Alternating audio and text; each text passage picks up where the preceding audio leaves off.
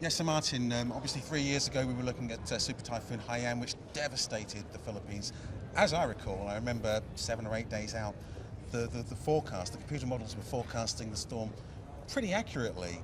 They all bunched together quite nicely that the storm was going to be going towards that part of the Philippines, towards Tacloban.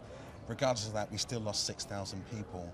Can you tell us about the process as to the disaster management, the preparations that were clearly made? But nevertheless, that's still a lot of people to lose.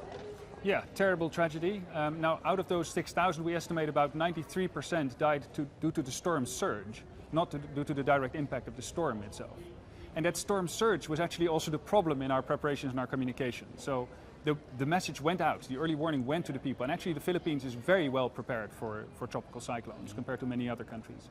But the word storm surge that was communicated wasn't as well known as, for instance, when they would have warned for a tsunami, which is not caused by a cyclone but by an earthquake.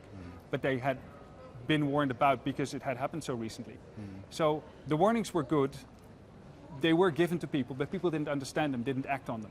And that's often a problem with early warning. The last mile, getting it to people and getting them to act on it is where the real challenge lies. Sure. So regardless of the fact that it was well forecast, the Philippines is obviously very difficult. Over 1,000 islands, 7,000 islands, I hear massive numbers all the time. Even though they were well warned about it, is there really that much more that could have been done? I mean, because how do you get all that number of people off the islands? I mean, surely that sort of logistical nightmare also comes into play. Well, it's partly getting people off islands, it's partly also creating safe shelters on the islands.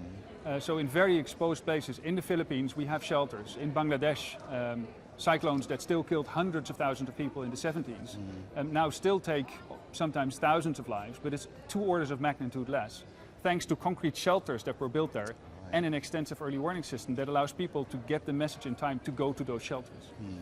Yeah, Bangladesh is a good one actually, because as you say, back in the 70s it was just year after year, it was just, oh, here we go again, here's another bunch that are going to, you know, just die and get cold as a result of that. But the sort of reductions have been fantastic, and I wasn't aware, I must confess, that just the concrete shelters, the better shelters alone, makes that bigger difference. So has that been transposed across the other side of the world to places like Haiti, for example? Well, it's not always the same. So Bangladesh is a very low-lying delta coast. Some of the areas in countries like Haiti have similar challenges, but part of the risk there is different. So the solutions that you choose aren't always the same.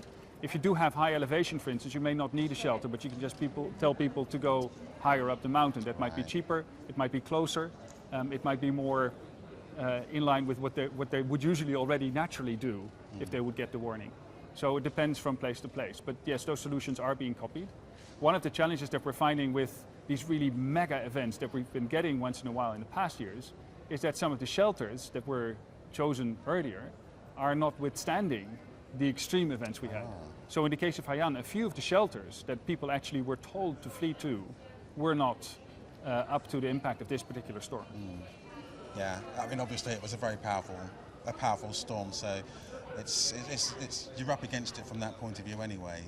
And then with a storm surge that already starts with an elevated sea level, so the historical experience of these storm surges is also not a very good model for what we can expect in the future anymore. Right.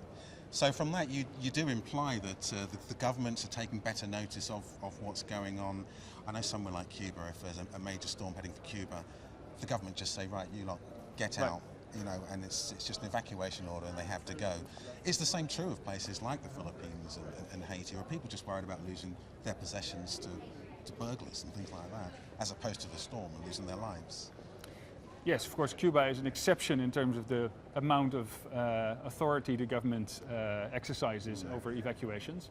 In other countries, it's mostly the people themselves that need to believe it's in their best interest to flee.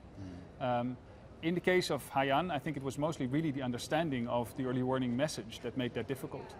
But things like safety do come in, and that needs to be part of the disaster preparedness plan, so that when you evacuate, people know that their positions will also be looked after.